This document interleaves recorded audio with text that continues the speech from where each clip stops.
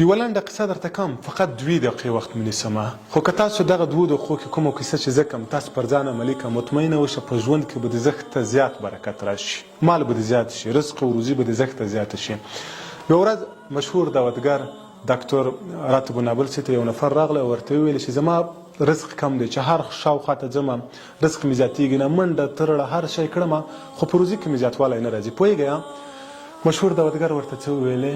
ورته وویلې چې ته تقوا غوره کړه، ته چې کله تقوا غوره کړې الله تعالی به تا په ژوند کې پراخوالی راوړي، روزي به دې زیاته شي. په هر شي کې تقوا، د هر شی د چې کله که چا سره د کار کوو تقوا غوره کړه، که عبادت وکړو په تقوا یې کړه، د خلکو سره د روابط سم کړه، خلکو ته بدې خبره مه کوه. یعنې د یو مسلمان ته چې څه په شان کې وي ته باید هغه کارونه وکړې، انشاءالله رزق به دې زیات شي. نابلسي قصه کړې وي کله چې 2 کاله تیر شول، یو ځوان راغلی، یو تور موټر ورسره دی او ومې کتل چې زښته زیاته لوکس موټر دی او ما ته ویل چې ډاکټر ودې پېژنم؟ ما ورته ویل چې نه. وایي چې زه هغه نفر یم چې 2 کاله مخکې تا ما ته ویلي وو چې که ته تقوا غوره کړې خدای پاک به تا ته ډېره سرمایه درکړي، ژوند به دې سم شي. راتب نابلسي وایي ما ته یو سوال پیدا شوله، ورته مې ویل چې څنګه دا کار وشو؟ ته ما ته دا قصه وکړه. وایي دا قصه راته وکړه چې زه په لاره روان وم، یو غټ سوپر مارکېټ و دې ته ورننوتم، ورته مې چې تاسو شاګرد ته ضرورت لرئ؟ وایي دا راته وایي چې هو که یو شاګرد ته ضرورت لرم. په دې سوپر مارکېټ کې ورسره وم، خو ما د سوپر مارکېټ ته داسې فکر کو چې لکه دا مې خپل ځای دی، خیانت مې نه پکې کړلو، ډېر په اخلاص او په امانتدارۍ باندې مې کار کړلو. نو یوه ورځ دغه زموږ د کور چښتن راته زنګ وکړو چې ته راشه زه یو کور اخلم، د تا په خوښه باندې اخلم. ولاړم کور مې انتخاب کړ، ځکه د رئیس کور و باید ښه مې انتخاب کړی وای، ډېر ښایسته ځای مې ورته واخیستلو.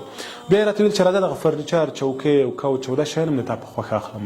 ورسره لاړم، دا مې د ده په خوښه د ما په خوښه واخیستل، ډېر ښایسته ځای مې جوړ کړو. چې کله کور ته راغللو ویې راته وایي چې تا امانتداري، صداقت او دا ټول شی مې خوښ شول.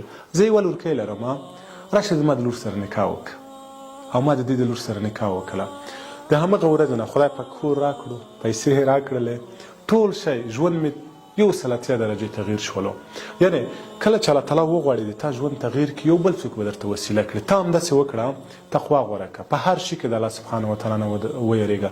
والله چې کله د تقوا غوره کړه او د الله تعالی نه ویرېږه، هغه الله چې د ټولو خزانو مالک دی، هغه الله چې هر شی د ده په قدرت کې دی، هغه الله چې وغواړي هر شی به تا ته درکړي. فقط ما ته لږ تقوا ته ضرورت دی، لږ باید په ځان کې تغیرات راولو او هر شی د الله نه وغواړو، فقط د الله نه، بل د هیڅ چا نه.